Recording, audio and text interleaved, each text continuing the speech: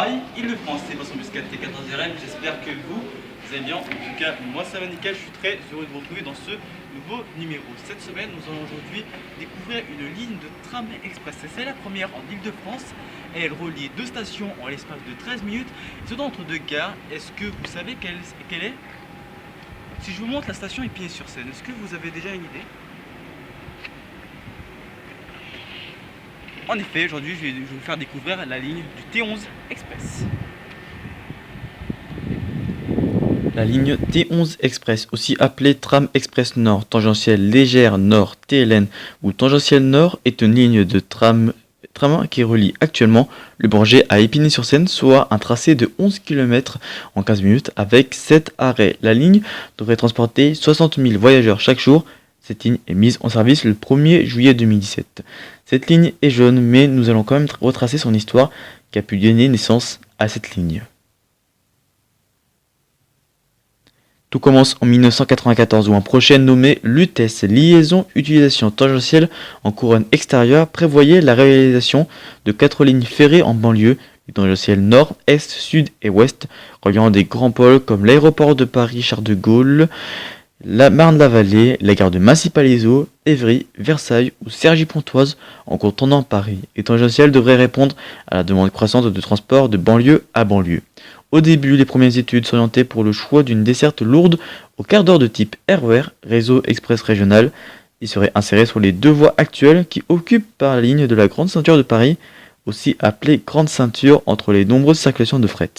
Mais il y aurait un problème au niveau du trafic qui engendrerait un trafic intense de marchandises ainsi que la majorité d'une desserte aux 15 minutes. Mais un projet fait son apparition, le tram-train. Les tangentielles seront avec des rames de tram-train capables de rouler sur les voies de chemin de fer comme un train, tout comme sur les voies du tramway urbain en ville. Et c'est comme ça qu'à partir de 1999, il y a une concertation préalable sur le projet des lignes tangentielles. À partir du 8 juillet 2009, il y a l'accord pour la création de la première phase de la ligne entre Épinay-sur-Seine et Le Bourget. Les travaux préparatoires ont pu commencer le mois même. Le 13 décembre 2010 a lieu le démarrage des travaux d'infrastructure. La mise en station des lacs, ligne d'aérienne de contact a pu démarrer le 27 avril 2016. Le 13 juin est la mise en service de l'atelier de maintenance avec la première réalisation de la première rame le lendemain. Et c'est comme ça que ce mois-ci, le nom de la ligne a été choisi. Et c'est celui qu'on connaît maintenant, le T11 Express. Et le jour est arrivé pour la mise en service de la ligne, c'est le 1er juillet 2007 entre Épinay-sur-Seine et Le Bourget. Le matériel roulant utilisé sur la ligne T11 Express est un Alstom Citadis Dualis qui est la gamme tram-train de Citadis. Il y en a pour le moment 15 rames. Il est implanté dans le dépôt à Noisy-le-Sec. Il mesure 2,65 mètres de largeur et 42 mètres de longueur avec une charge à l'essieu de 11,5 tonnes. Il est capable de forte accélération et peut gravir des rampes de 65%. Il est accessible aux PMR, personnes à mobilité réduite, avec un plancher plat à 38 cm de hauteur. Il peut transporter 250 voyageurs et il peut circuler en unités multiples, doubles ou triples pour s'adapter au trafic. Le matériel est doté de la ventilation réfrigérée et d'un système d'affichage embarqué. La vitesse maximum est de 100 km/h pour une vitesse moyenne annoncée de 50 km/h. Cette nouvelle ligne est très pratique et si par exemple vous voulez aller très rapidement dans le nord par le RER B, C, D et Transilien H. Mais cette ligne a quand même suscité des critiques.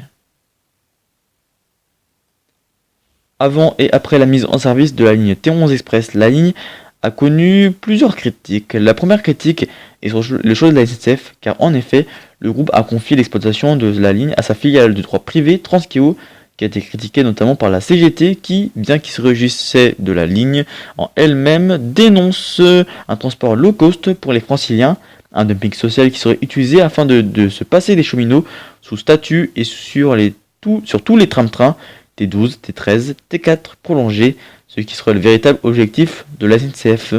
Les conditions du travail au sein de l'équipe a tout aussi été critiquées.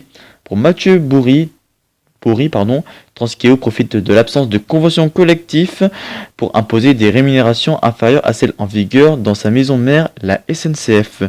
Plusieurs problèmes sont arrivés sur la ligne, comme par exemple des dysfonctionnements fréquents avec 4 ou 5 incidents notables qui entraînent des interruptions du trafic. Il y a aussi des pannes récurrentes sur la ligne, ainsi que la qualité dégradée du service rendu aux usagers.